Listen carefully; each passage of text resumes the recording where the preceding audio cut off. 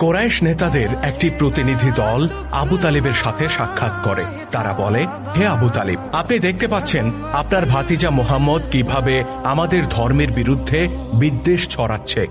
আমরা এ ব্যাপারে আপনার কাছে বহুবার অভিযোগ করেছি, কিন্তু আপনি তার বিরুদ্ধে কোনো ব্যবস্থা গ্রহণ করেননি। আমরা জানি আপনি তাকে নিজের সন্তানের মতোই ভালোবাসেন, তাই এবার আমরা আপনার কাছে একটা ভিন্ন প্রস্তাব নিয়ে এসেছি। বনু মাকজুম গোত্রের গোত্রপতি ওয়ালিদ ইবনে মুগিরার পুত্র ওমারাকে নিশ্চয়ই আপনি চেনেন। সে আরবের সবচেয়ে সুদর্শন যুবক আর অসংখ্য গুণের অধিকারী। ওয়ালিদের পক্ষ থেকে আপনার প্রতি আমাদের প্রস্তাব এই যে আপনি তার পুত্র ওমারাকে নিজের পুত্র হিসেবে গ্রহণ করুন। বিনিময়ে আপনার ভাতিজা মোহাম্মদকে আমাদের হাতে তুলে দিন। এক সন্তানের বিনিময়ে আমরা আপনাকে আরেক সন্তান দিচ্ছি। আবু তালিব বললেন, তোমরা বলতে চাচ্ছ আমি তোমাদের সন্তানকে নিজের সন্তান হিসেবে গ্রহণ করি, তাকে খাইয়ে পরিয়ে বড় করি, আর মৃত্যুর সময় তাকে নিজের সম্পদের উত্তরাধিকারী করে যাই। বিনিময়ে তোমরা আমার সন্তানকে নিয়ে যাবে, তাকে নির্যাতন করবে, কিংবা হয়তো হত্যা করে ফেলবে। বাহ, তোমাদের কি অদ্ভুত দাবি! তোমাদের এই অন্যায় আবদার আমি কিছুতেই পূরণ করতে পারি না।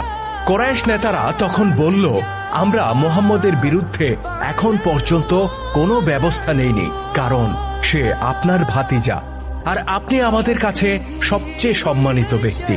কিন্তু যেহেতু আপনি তার বিরুদ্ধে কোনো ব্যবস্থাই নেবেন না, সুতরাং যা করার আমাদেরই করতে হবে।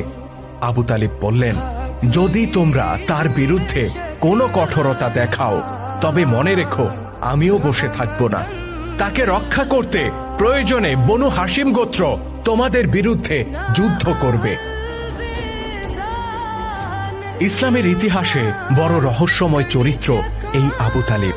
তিনি নিজে কখনো ইসলাম গ্রহণ করেননি, অথচ যতদিন বেঁচে ছিলেন ততদিন মহানবী হযরত মুহাম্মদ সাল্লাল্লাহু আলাইহি ওয়াসাল্লামকে তিনি আগলে রেখেছিলেন। ভাতিজার প্রতি আবু তালিবের এই অকৃত্রিম ভালোবাসার বড় কারণ ছিল তিনি তার এই ভাতিজাকে ইয়াতীম অবস্থায় পেয়েছিলেন।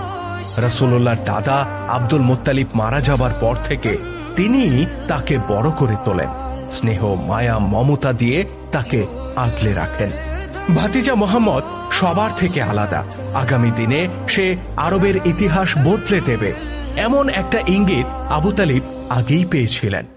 একবার সিরিয়ায় বাণিজ্য যাত্রায় গেলে ভাতিজাকে তিনি সাথে করে নিয়ে যান। কোরাইশদের যে বাণিজ্য কাফেলার সাথে তারা যাচ্ছিলেন, পথিমধ্যে এক গির্জায় সেই কাফেলাকে আপ্যায়ন করা হয়।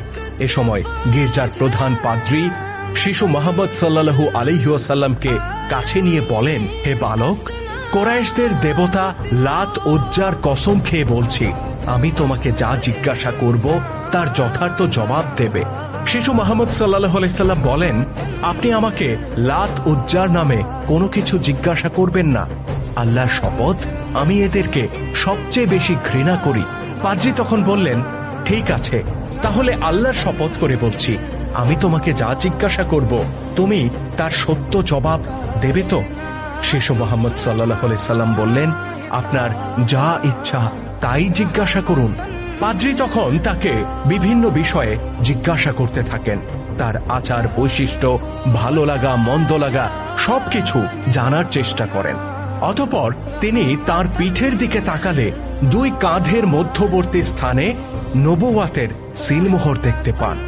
অতঃপর তিনি আবু তালিবকে জিজ্ঞাসা করেন, এই বালক আপনার কি হয়? আবু তালিব বলেন, এ আমার পুত্র হয়।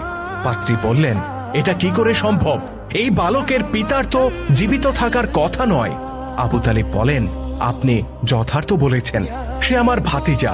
সে যখন মাতৃগর্ভে তখনই তার পিতা মারা যায়, আর 6 বছর বয়সে তার মাও মারা যায়।